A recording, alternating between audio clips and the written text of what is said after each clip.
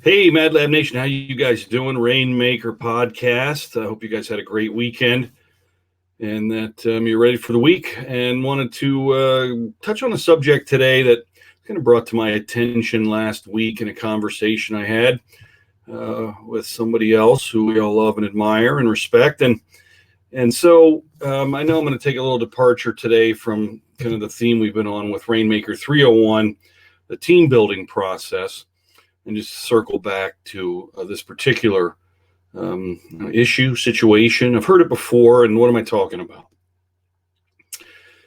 When you take the Rainmaker 201 program, and if you have, it's a lot of intensive, social psychology and inter and intrapersonal psychology from the research and the particular frames that we're using to explore that and its relationship to ourselves as individuals and how we communicate and think about other individuals and leveraging these ideas to try to communicate as well as possible with pretty much a perfect stranger and try to build trust in a pretty short period of time, as well as to find the value in a pretty short period of time that they might have inside of them that they don't even know about until it's drawn out through the consultation process, and in particular, the third step in our process, which is accessing the emotional components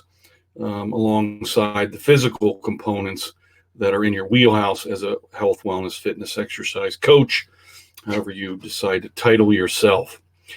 And so sometimes I get feedback that this process is quite potent, can be quite potent in having an individual explore a little more deeply, in this case your prospect, their emotional state, the emotions surrounding their particular issues, their fears, their sadness, their anger, whatever it might be.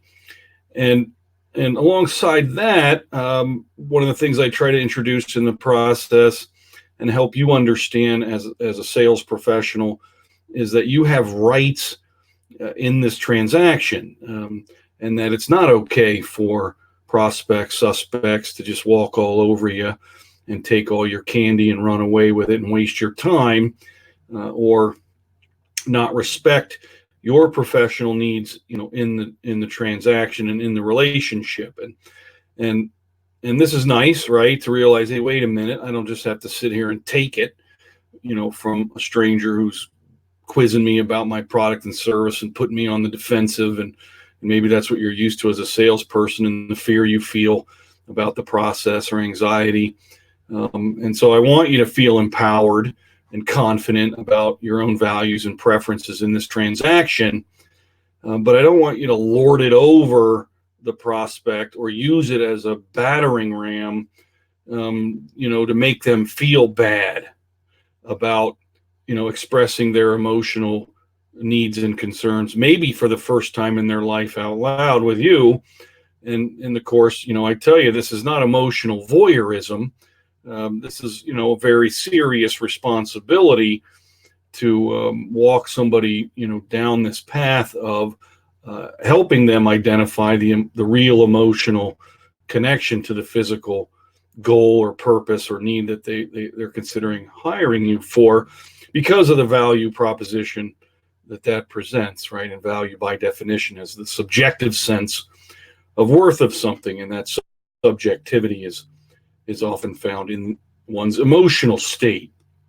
And so sometimes I hear that coaches are doing consultations, and the prospect gets very emotional and they leave blubbering, crying messes, because the coach is feeling like, man, I'm going to have to press you so hard to find value, that it starts to turn into almost kind of a shaming process or marginalizing process, or at least it might be perceived that way by the prospect. And this isn't cool, man. This is not cool. We want them to preserve their dignity and feel okay about this transaction, whether it's a yes or a no.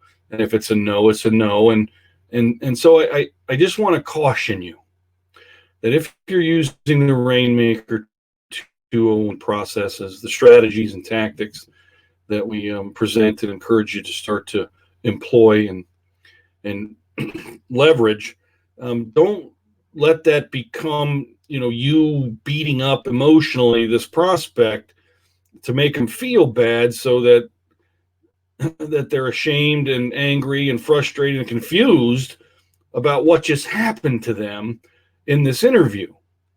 It should be clear. And so please do not use this as a process for emotional voyeurism, taking emotional advantage of somebody else, and using this to shame them by telling them, this doesn't hurt enough. You just don't have enough value here. This isn't going to work because of that. I have rights and I can say no to you. And that, you're using that situation to get back at all the prospects in your past history that have taken advantage of you. And you're going to take advantage of this opportunity to even the score. Not cool. No scores are getting evened in this process. So that's all I had to say today. I hope I don't hear any more feedback or stories of coaches taking this loaded gun and not being responsible with it because it's serious business for grown-ups to use.